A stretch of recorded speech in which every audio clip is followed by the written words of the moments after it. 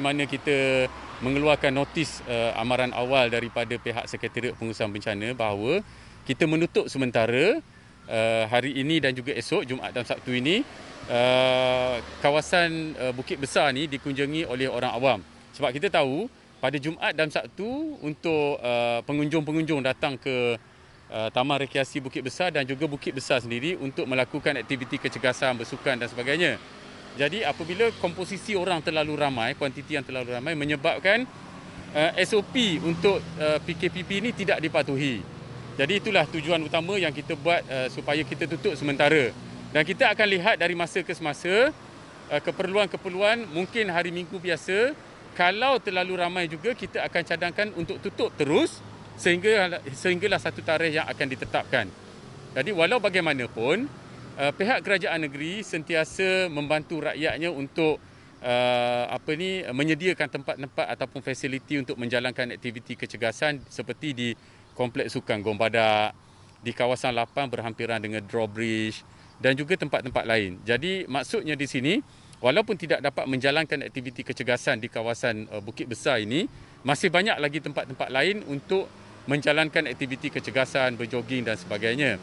Suka kita maklumkan juga, kita dalam tempoh PKPP ni bukannya kita tidak boleh menjalankan aktiviti kecergasan, cuma perlu mematuhinya. Yang pertamanya, tidak boleh berkumpul secara beramai-ramai. Sukan ataupun aktiviti kecergasan lebih kepada individu, berjoging ke dan sebagainya dalam jarak yang selamat, melebihi 2 meter ke atas. Yang ketiganya, tidak boleh membawa anak-anak kecil ataupun warga emas. Sebab apa? Sebab kita tahu semalam pun tinjauan kita ada beberapa keluarga yang membawa kanak-kanak yang menjadi risiko kepada mereka jika dijangkiti. Dan seterusnya untuk kita mengamalkan dalam tempoh yang agak panjang. Ya. Satu yang kita tekankan di sini, memang pihak kerajaan menggalakkan rakyat dan kita semua untuk menjaga aktiviti kecergasan. Walau bagaimanapun apabila kita menghadapi norma-norma baharu yang telah bermula daripada sekarang sehingga tempoh yang agak panjang, kita harus menerapkan budaya baru dalam aktiviti kecergasan kita.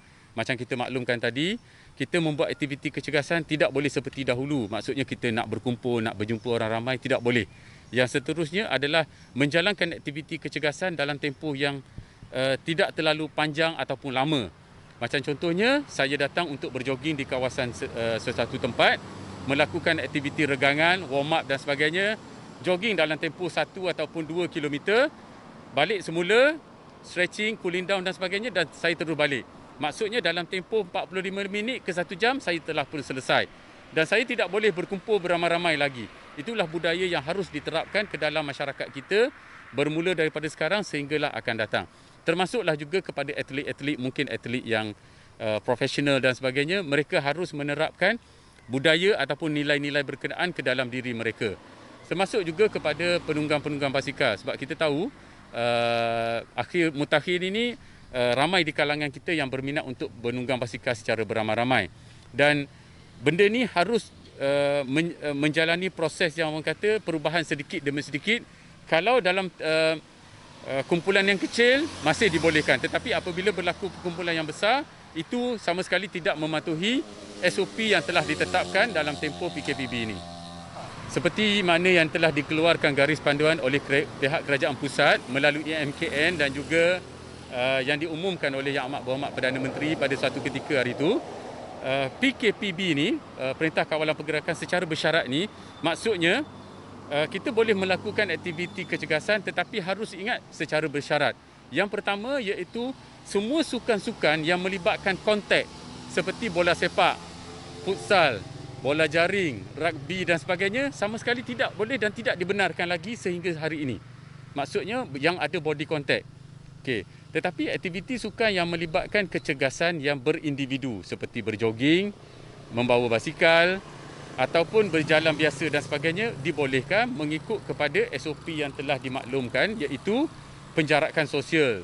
Tidak melebihi daripada kumpulan yang besar seperti 7 ataupun 10 orang.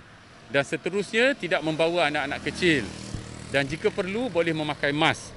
Okey, jadi garis panduan inilah yang harus diikuti dari masa ke semasa.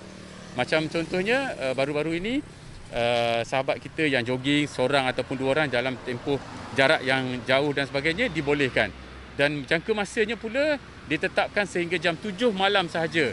Waktu malam tidak ada aktiviti dan waktu malam adalah masa untuk berehat dan tidak dibenarkan sebarang aktiviti sukan ataupun kecergasan. Satu benda norma baru yang harus kita ingat di dalam diri kita masing-masing adalah budaya kita untuk bersukan ataupun beraktiviti kecergasan lebih kepada individu ataupun kumpulan yang kecil, dan harus kita ingat selepas aktiviti berkenaan tidak dibenarkan sama sekali untuk berkumpul. Dan baru-baru ini pun ada satu yang ditularkan, iaitu kumpulan yang agak besar selepas melakukan aktiviti kecergasan. Dan inilah yang tidak mengikuti SOP, dan apabila berlaku sedemikian ada laporan. Dan ada juga masa itu boleh dikenakan kompaun oleh pihak berkuasa seperti PDRM dan juga agensi yang telah dibenarkan diberi kuasa berkenaan.